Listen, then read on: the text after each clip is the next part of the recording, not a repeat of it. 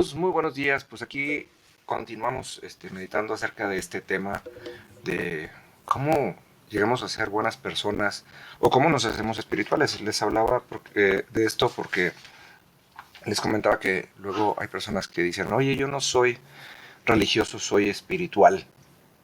Y todo se trata de ser buenas personas. Bueno, entonces la pregunta que tenemos que hacernos siempre es cómo nos hacemos buenas personas o cómo nos hacemos espirituales.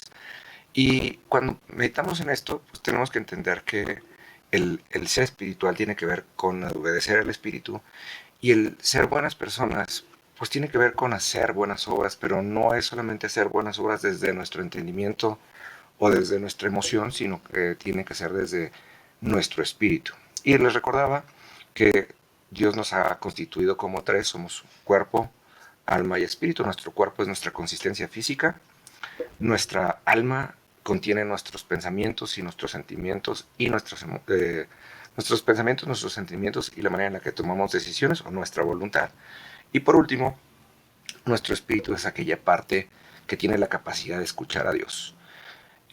Por tanto, hablábamos de que la palabra habla de manera muy interesante. Estábamos usando como referencia este pasaje en Isaías 61, versículos 1 y 2, que dice, el Espíritu del Señor soberano está sobre mí, porque el Señor me ha ungido para llevar las buenas noticias a los pobres, que me han enviado para consolar a los de corazón quebrantado y proclamar que los cautivos serán liberados y que los prisioneros serán puestos en libertad. Él me ha enviado para anunciar a los que se lamentan que ha llegado el tiempo del favor del Señor, junto con el día de la ira contra sus enemigos. ¿Qué quiere decir esto, amigos?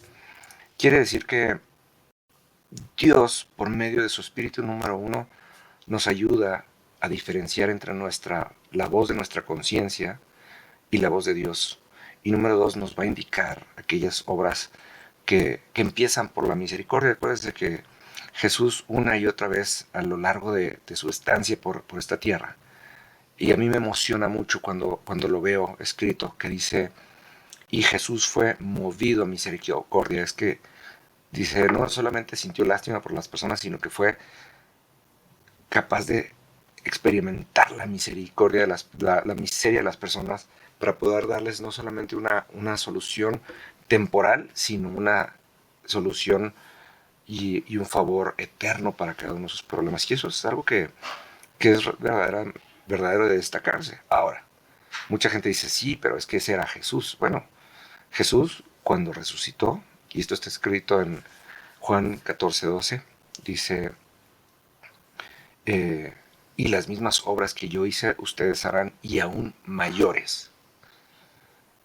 Quiere decir, esa misma capacidad, ese famoso ser buenas personas, eh, nos es dado a nosotros. Por eso dice la Biblia que Dios nos creó a fin de hacer y llevar a cabo buenas obras. Y eso tiene mucho que ver, amados, porque tenemos que entender que ahora sí que esa es nuestra identidad, esa es nuestra capacidad y es hacia donde vamos. Fíjese nada más esto.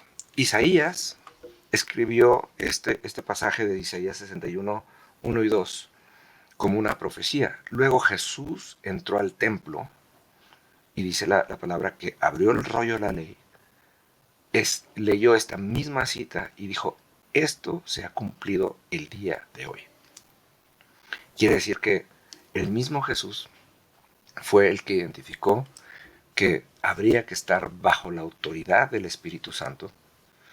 Ahora sí que las buenas obras no pueden ser cosas que vengan de un pensamiento o un sentimiento arrebatado. Por el contrario, son cosas que tienen que tener un impacto eterno. No solamente es hacer un buen favor o una buena acción, mejor dicho, porque en el momento nos sentimos mal o porque en el momento así nos nació.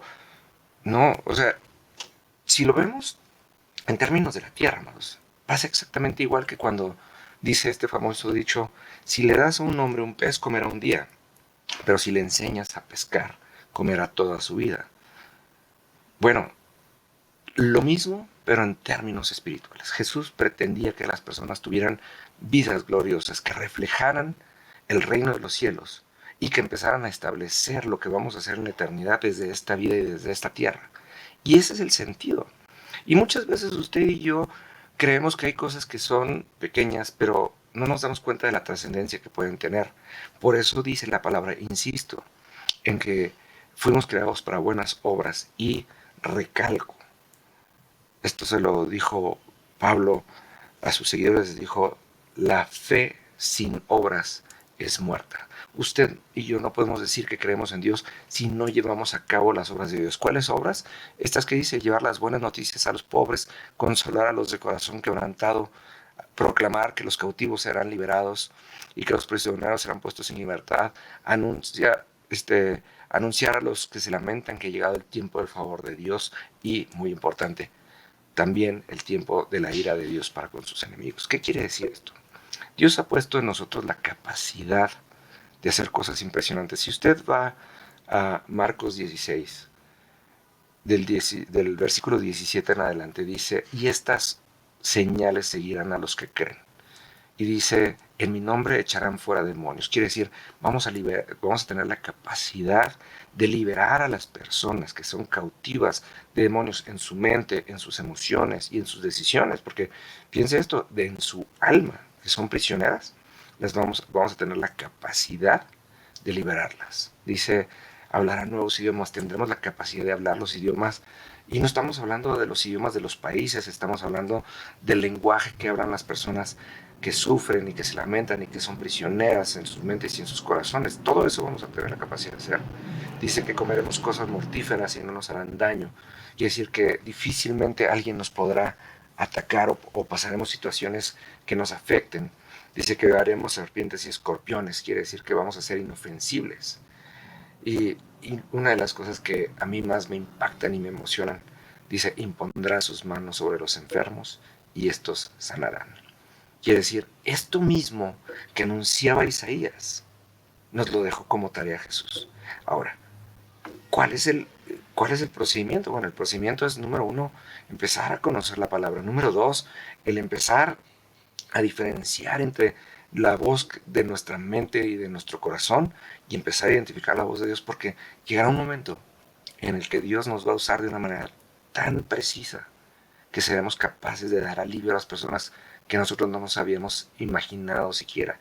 Y de esto es de lo que se trata el ser buenas personas, el ser una extensión del corazón de Dios en la tierra. Mañana les seguimos con esto. Que Dios les bendiga.